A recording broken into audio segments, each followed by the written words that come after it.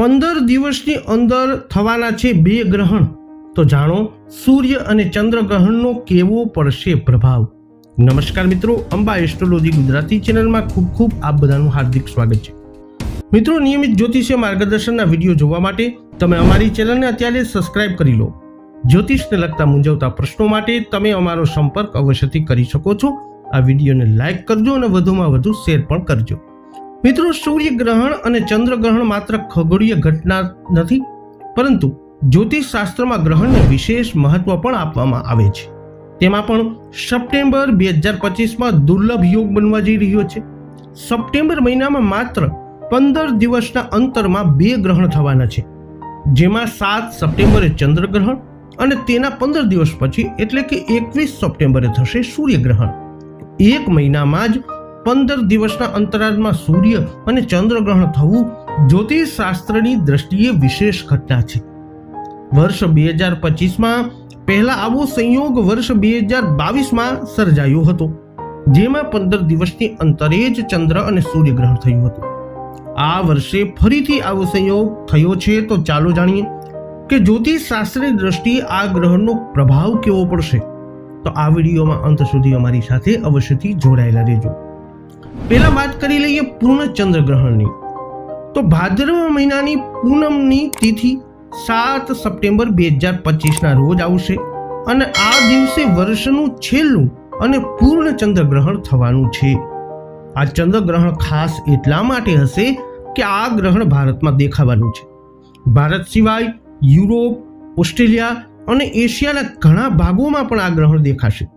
ભારતમાં આ ચંદ્રગ્રહણનો સૂતક કાળ એ માન્ય ગણવાનો રહેશે. હવે જાણી લઈએ ચંદ્રગ્રહણના સૂતક કાળ વિશે. તો ચંદ્રગ્રહણ 7 સપ્ટેમ્બર રાત્રે 9:57 થી શરૂ થશે, જેનો મધ્યકાળ 11:41 સુધીનો રહેશે. ગ્રહણની સમાપ્તિ મોડી રાત્રે 1:27 થશે. આ ગ્રહણ દરમિયાન ભોજન કે જળ ગ્રહણ કરવું નહીં. આ સમય દરમિયાન પૂજા પાઠ જેવા શુભ કાર્યો પણ કરવાની મનાઈ હોય છે.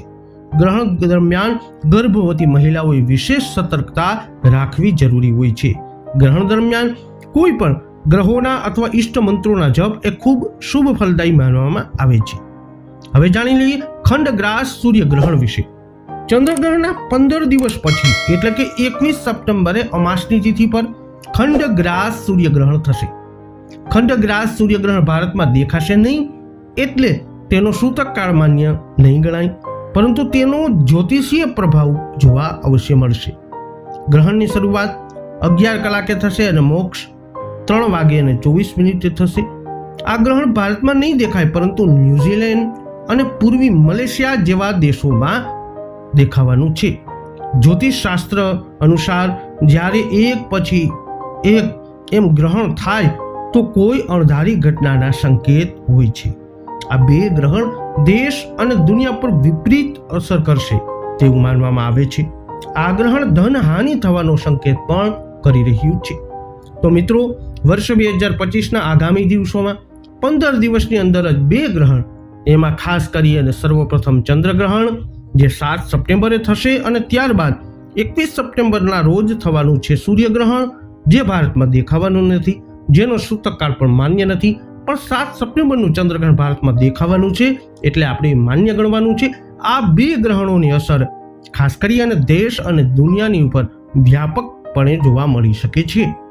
આ વિડીયો અંગેના તમારા અભિપ્રાય, તમારા મંતવ્ય કોમેન્ટમાં અવશ્ય જણાવજો. વિડીયોને લાઈક કરજો, શેર કરજો, અમારી ચેનલને અવશ્ય સબસ્ક્રાઇબ કરી લેજો. ફરી મળીશું નવા વિડીયોમાં. જય અંબે.